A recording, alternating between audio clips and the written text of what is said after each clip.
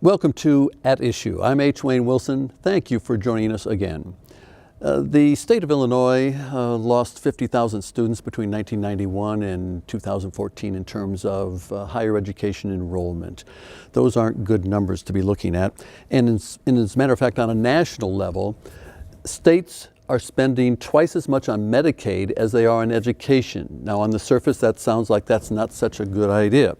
We're going to talk about how we might reverse that trend, and we're going to do it with people who are capable of making changes, and that includes Dr. Al Bowman. Dr. Bowman, many of you will recognize him as the former president of Illinois State University, but more importantly for this conversation, he is the new executive director of the Illinois Board of Higher Education. Dr. Bowman, thank you for joining us. Good to be here. Also with us is Dr. Sheila Quirk Bailey.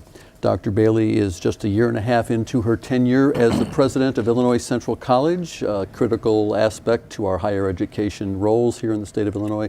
Thank you for being with us. Thank you for having me.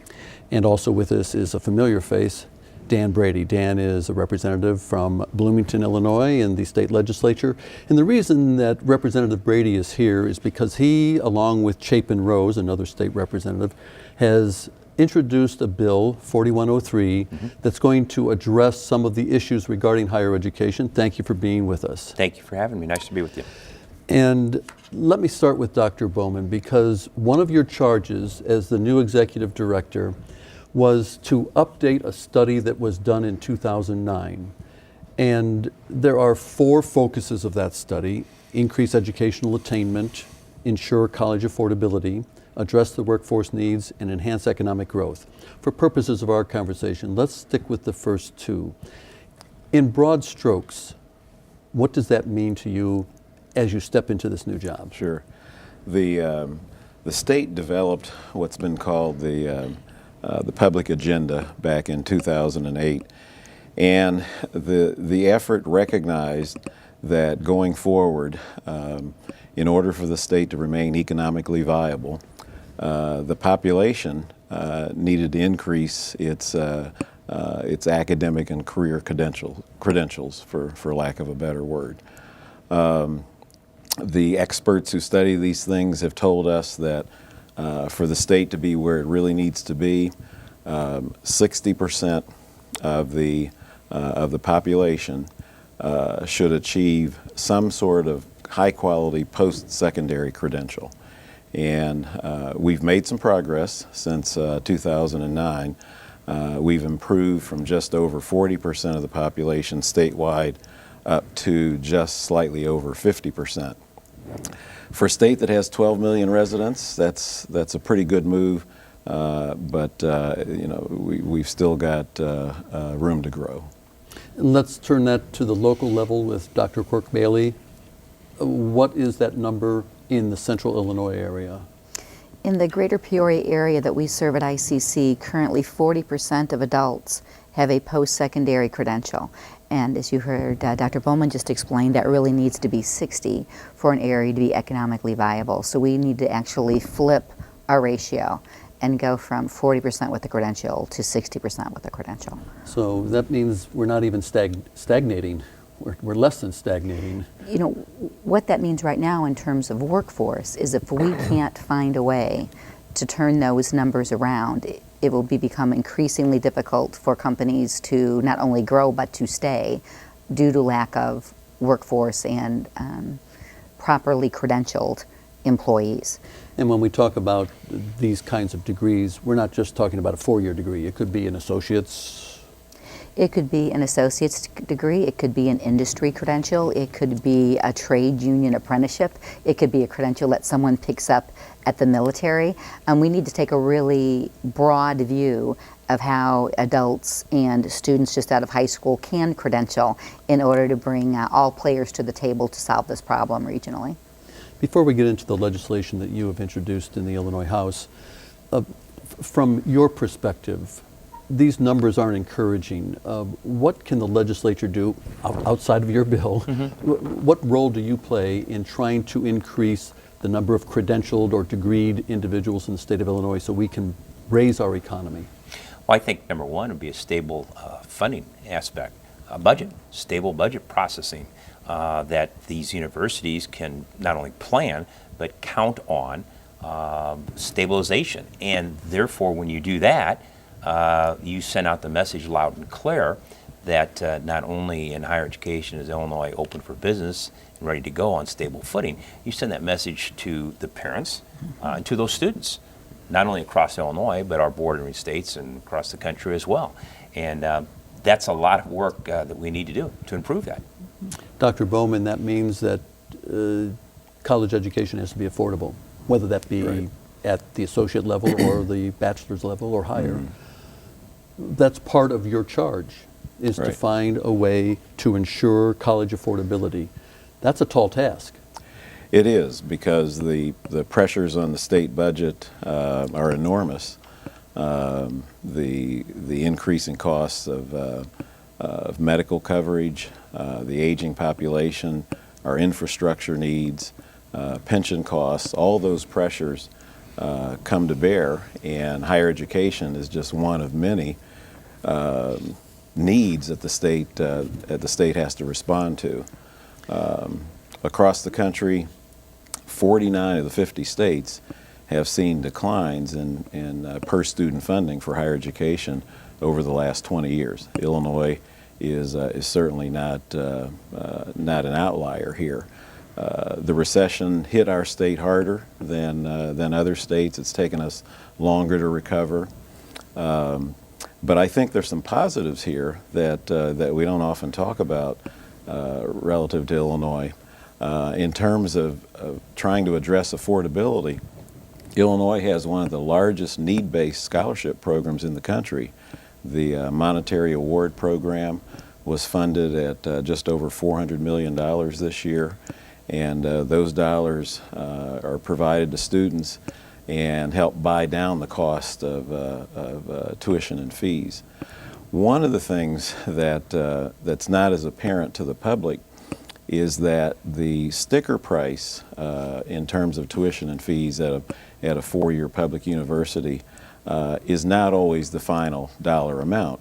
There are millions and millions of dollars in both need-based and merit-based scholarships that are available to students that help buy down the cost of attendance. Is that part of the enrollment issue for Illinois universities, is that a parent looks at the number and says, oh, it's going to cost me, and quite often we see a number that includes room and board, books, fees, et cetera, Sure.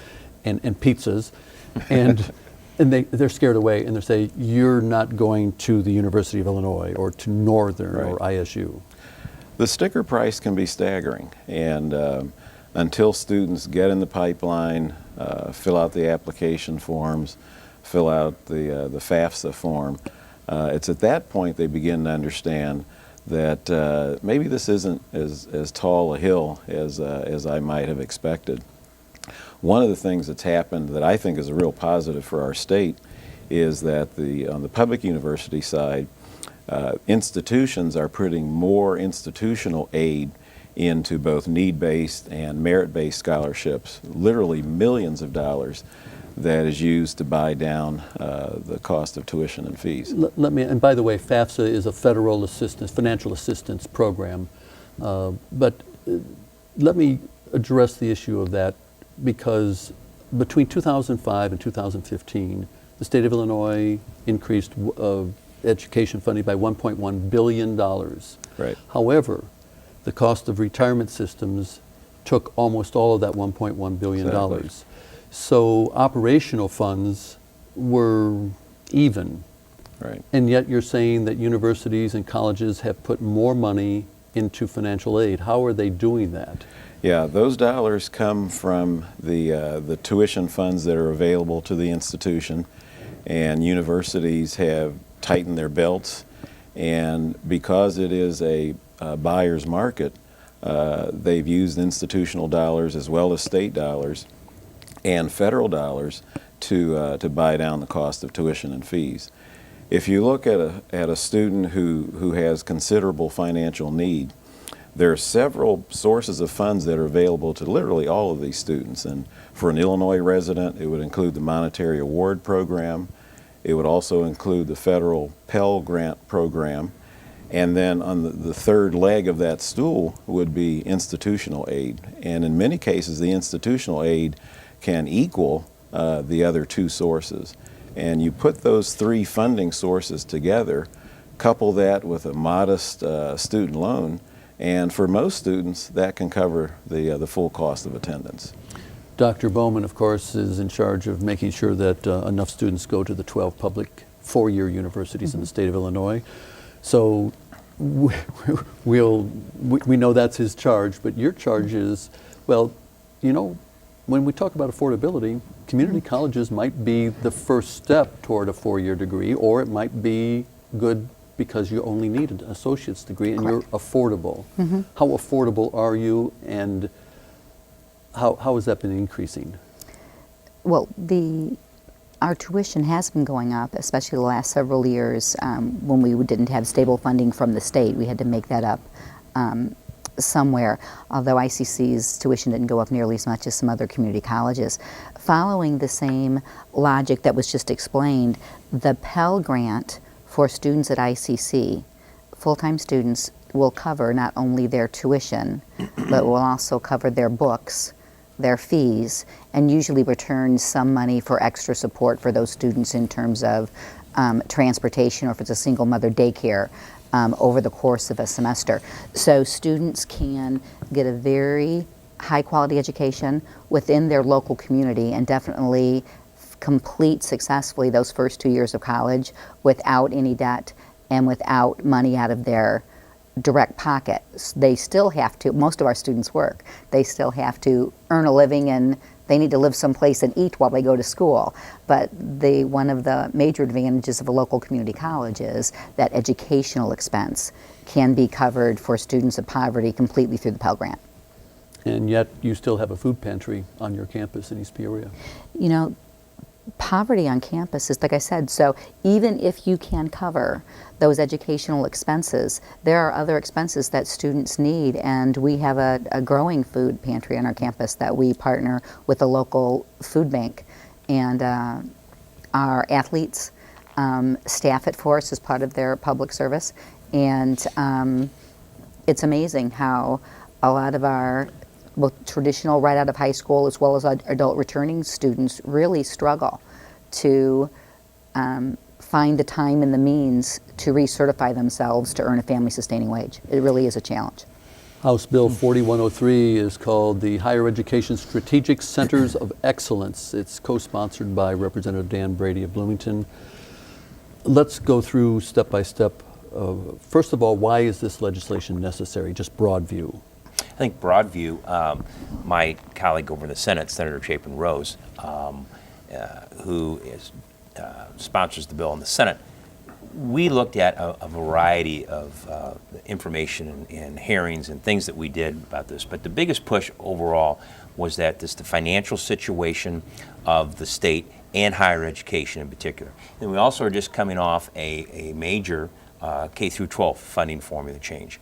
And so we wanted to look more in depth into higher ed of what changes, why this outward migration, why these numbers, and what can we do about it in Illinois to make some of our best and brightest stay here in Illinois, give them the opportunity to stay here in Illinois. That's the catalyst of the bill. One of the very first things that came out of that was when we filed the bill, our colleagues, the chairman of the Appropriations Committee in Higher Education, Senator McGuire, and the chair in the House, Representative Kelly Burke, which Chapin and I are both on, picked up the phone and we had conversations and said, what are you up to? Well, what we're up to is trying to put the stakeholders together to not only talk about this, but it's probably past time that we take some serious action about what higher education is doing in Illinois, or not doing. Let's talk about some of the specifics and get Dr. Bowman's reaction to some of those.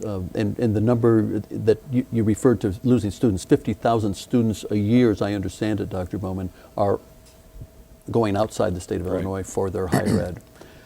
So one of the steps in your bill, if it's enacted, would be to have a uniform application process for the 12 four-year universities. Why is that important to have a uniform application?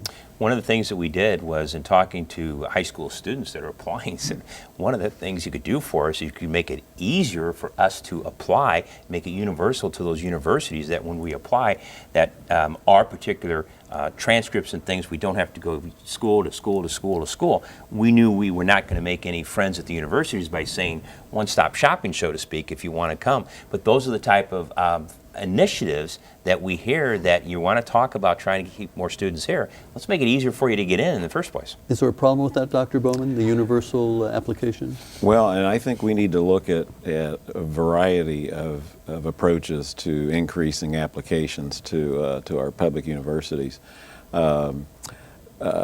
Representative Brady's bill tries to address this out-migration problem, among other issues. We're very concerned about the acceleration in that out-migration. We are, over the years, we've been either second or third in the country in exporting students. As a state, you know, we invest enormous amounts of money in our K-12 system, and to have a student leave and perhaps not come back, the state takes an economic hit. We know from our own metrics that for students who leave the state to attend college, only about 71% come back to work. Of the students who attend college in state, over 90% of those students will take a job and become residents of the state. So we've got to figure out what's happened. Certainly the budget impasse accelerated the out-migration, but the out-migration has been an artifact of life in Illinois for many, many years. Another aspect of your legislation, students with a B average in high school should be eligible to enter one of the 12 public four-year universities. Why, I mean, is that not happening, or why did you say there should be a B average will get you in? And they have to maintain a B Right, in you college. have to maintain, but I think one of the things is that that's a large portion of the students that we're losing that are going elsewhere. And so what we're saying in the legislation is we have to have a way in which those students, and maintaining that B average, are, if they're not their first choice of a university in Illinois, that there is a automatic way that you are accepted and put into other state universities in Illinois. And so I think by giving that recognition of the universities knowing they're still good students, good quality students with the B average are coming here, and it gives them the incentive and the feel that, you know what, they want me here in Illinois, and there wasn't my first choice, but I'm going here now, and I'm directed here now. I'm going to go here now with the universal way to apply. And so I think that is something that is extremely important, and we've heard time and time again, is that, you know, show me you want me as a student, and we're not talking about sending, you know, problems as far as grades go. We're talking about trying to get some of the best, some of the hardest workers that can't get into that first choice of their own. Is there an issue with the B average concept, Dr. Bowman? No, I mean, the public higher education system in Illinois would welcome those students, and we certainly have the capacity. One of the strengths of the higher ed system in this state is the wide diversity of programs and expertise. Higher education in Illinois has enjoyed a strong national reputation for many, many years. Despite the out-migration, we still as a state import a large number of students who attend particularly graduate programs across the state. But we are, in part because of the strength of our higher ed system, we have more college graduates living in our state than many other states. Our college graduation rate in Illinois for the public universities is 72%, and that's 10 points higher than the national average. So we've got a very good system that performs well, and when you look at what students are actually paying, not sticker prices, but what they're actually paying, our system is very affordable. Your legislation also says that the IBHE should work in cooperation with the Community College Board, two separate operations. There's Community College Boards oversees ICC and the others. And so what are you seeing there in terms of cooperating? What's that mean? Well, I think that the cooperation cited in the legislation, that if it's an application process in which you're not going to be able to obtain and get into one of our state universities, that automatically then there's direction towards a community college that this whole process would direct that student to, and make it as easy as possible for them to be able to connect to those community colleges. That's a partnership and the idea that we're thinking about that's in the bill. The other thing I think that is very, very important that you have to keep track of is the fact of, with IBHE, giving them more, if you will, maybe authority or more interaction with our universities to have more of a role of, who's offering what, and does every university have to have a smorgasbord of everything? Let's identify what some of the best programs are out there, and let's maybe use those centers for excellence. Maybe we don't have to have everything offered everywhere, and is that going to help long-term costs? Is that going to help get the type of classes and degrees out there that students are really looking for in today's workforce? Let me seek a response on the two separate issues. First, from Dr. Quirk-Bailey with regard to the cooperation. The legislation calls for a cooperation between IBHE and community college. Can you envision how that's going to be beneficial to community colleges? I think whenever you can remove barriers for students. So if everyone's an independent player and you apply here and then you find out you didn't get in and now there's another process for them to start, whenever you can remove those barriers to make that seamless, I think that just makes sense for everyone. That's easy to say, but the devil's in the details, as The we always devil's in say. the details, absolutely. How might, is it too early to even see how that might work if a student comes up and maybe they have a B- average and they don't get accepted into one of the 12 four-year universities? Is you envision like a funneling process that, well, don't despair just because you have a B-. Here's Illinois Central College. Absolutely. I mean, the whole idea is to make the student feel that they are not only wanted, but needed in our universities or our community college system. And how can we best do that? Because if we don't figure out a way to do this and make some of these changes, it's going to be made for these universities across our state. The changes are going to be forced into things that we should have taken proactive stances on. And my hope is that we're doing it soon enough. And with regard to his final point, the expertise in a particular university. Sure.